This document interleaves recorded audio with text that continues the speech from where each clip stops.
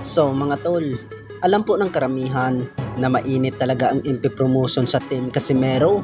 May sumabog po na balita mga tol na inalok po ang angas ng Pinas Jandrel Casimero sa MP promotion manager Sean Gibbons na pag-usapan daw nila para daw matutuloy ang laban ni Uya Inoue at Casimero, at gusto ni Sean Gibbons mga tol na kausapin po ang angas ng Pinas about sa laban nila na Uya Inoue, at sumagot din ang kanyang kapatid ng angas ng Pinas Jandrel Casimero. Kanyang kapatid na head coach na si Jason Casimero ay banat ni Jason Casimero mga tol ay nakaamoy daw ng pira ang asong puti.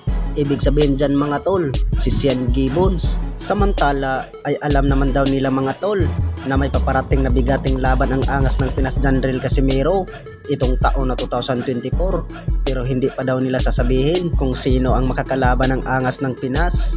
So may narinig akong balita na yung asong puti nakamoy ng pira. Yung asong puti nakamoy ng pira, kaya ngayon nag-call out sa amin, nag-call out kay Utol. Aba, parang sa tingin niya parang hindi matutuloy yung Inoue fight kung wala siya. Bakit yung kay Fulton? Bakit yung kay sino ba yun? Yung sa yung kalaban ni Inoue na maliit, si Butler, bakit natuloy? Wala ka naman doon. Hindi mo naman tao yun. Parang inaano niya ngayon na malakas siya kung ano, andyan siya. Aba, nakaamoy yung pira yung asong puti. Yung asong puti, nakaamoy ka na naman ng pira. Aba, so ngayon malapit na ang ihayag yung big fight ni Utol. Alam ko na sabihin mo na naman ngayon na hindi makakalaro si Utol ng malaking laban kung hindi dahil sa'yo. Alam ko na yun sasabihin mo pag i-announce na yung papalapit na laban ni Cuadro Alas. Yung puting ano dyan, yung asong puti, nakaamoy ng pira, nag-call out na naman. Abangan nyo guys yung reaction ni Cuadro Alas mamaya. Pupuntahan ko siya sa bahay niya. Pantala!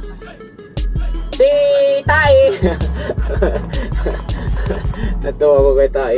Ano daw? Bibigyan na lang daw tayo ng ano, wala to. Alisin na lang ako. Tai! Alam mo ba kung bakit nagpupursige yung isang tao sa buhay niya? Para sa pamilya niya. Number 1, para sa pamilya niya. So ngayon, yung pamilya niya, ako, iiwan niya, isang tabi niya. Alam mo ba yung isang inspirasyon ng isang tao, hindi yung isang pamilya mo? Ikaw, hindi ka naman kano-ano namin. Ikaw yung, ako, magpatiwakal ka na SB.